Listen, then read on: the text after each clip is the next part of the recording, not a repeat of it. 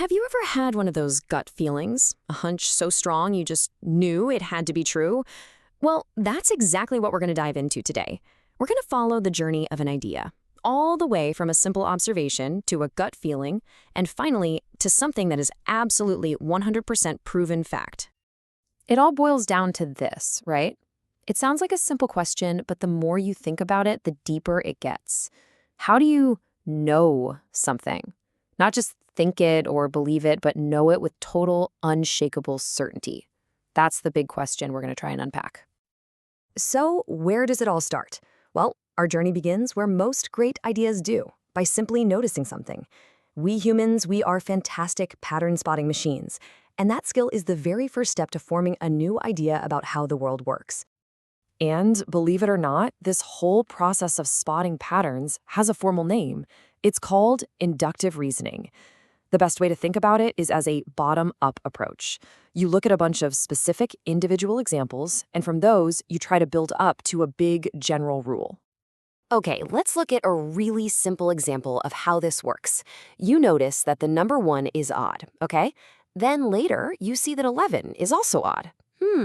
And then you notice 21 is odd. Your brain just, click, it connects the dots. You make that little leap, and you go, aha! I bet all numbers that end in 1 are odd numbers. See? You just used inductive reasoning. You went from a few specific cases to a big general conclusion. But, and this is a really big but, that conclusion you just made, it's not a proven fact. Not yet. In the world of logic and math, we call it a conjecture. It's a really good guess, an educated hunch based on what you've seen, but it hasn't actually passed the final test. It could still be wrong. So we have our conjecture, this new idea that we've built up from our observations. And this brings us to a kind of fork in the road, where we find two very different, almost opposite ways of thinking logically. The other path is called deductive reasoning. And if induction is bottom-up, you can probably guess, this one is top-down. With deduction, you start with a big general rule that you already know is true, and then you apply it to one specific case to figure out the outcome. So let's just put these two side by side to make it super clear. Inductive reasoning, on the one hand, goes from specific little details to a big general idea, a conjecture. Deductive reasoning, on the other hand, is the total opposite. It starts with a big rule and uses it to figure out a specific little detail. One is about creating new ideas, the other is more about testing them. Let's use a kind of funny example to see this in action.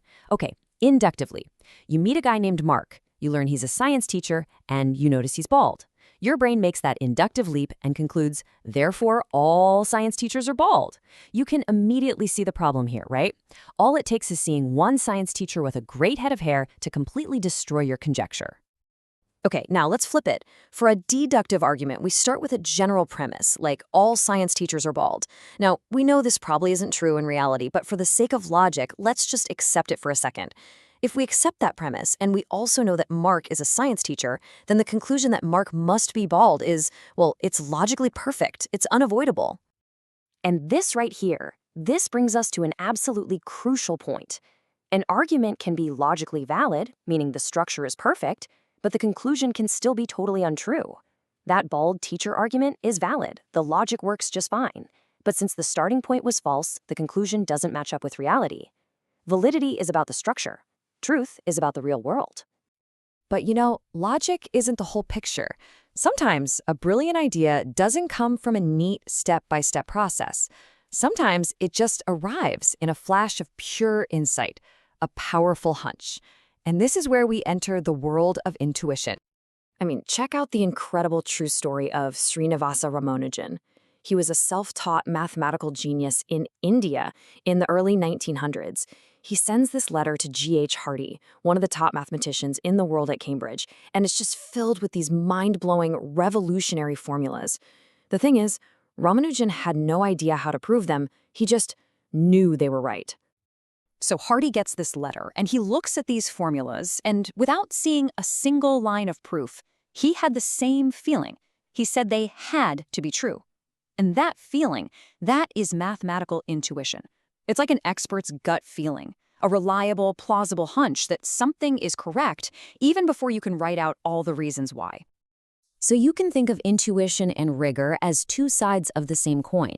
Intuition is plausible, it sees the big picture, but it's incomplete. Rigor, on the other hand, is detailed, formal, and exhaustive. You really need both. You need that intuitive leap to discover new ideas, and then you need the rigorous thinking to actually prove that you are right. And that brings us to the final and, frankly, the most difficult stage of our whole journey. Because a conjecture from inductive reasoning or a hunch from intuition, it's just not enough. To turn an idea into an absolute fact, we have to embark on the quest for proof. So, if that amazing gut feeling, that brilliant flash of insight, isn't the finish line, then what is? What does it really take to turn a great idea into a truth that no one can ever argue with? Well, the answer is a proof. And a mathematical proof, it's just on a whole other level. It's not just a bunch of good evidence. It is a completely airtight logical argument that shows a statement is true, not just for the few cases you've seen, but for all possible cases, for all time, with absolutely zero exceptions. A proof does some pretty incredible things. First, it transforms a conjecture, a guess, into a theorem. That's like the gold medal of mathematical truth.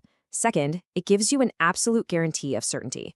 And third, the process of actually building a proof forces you to understand the problem at a way, way deeper level than before. And this all leads us to our final destination, which is the unique and really powerful kind of certainty that mathematics and this whole tradition of proof gives to the world. Just stop and think about it for a second. We live in a world that is just full of shifting opinions, incomplete information, and constant nagging uncertainty. But right in the middle of all of that chaos, mathematics offers this bedrock of proof. It gives us a standard for truth that is unlike almost anything else. And this is the really wild takeaway. When a mathematical idea is proven correctly, that knowledge is permanent. It is beyond error or correction. If someone finds a mistake years later, it wasn't the math that was wrong, it was a human error in the proof.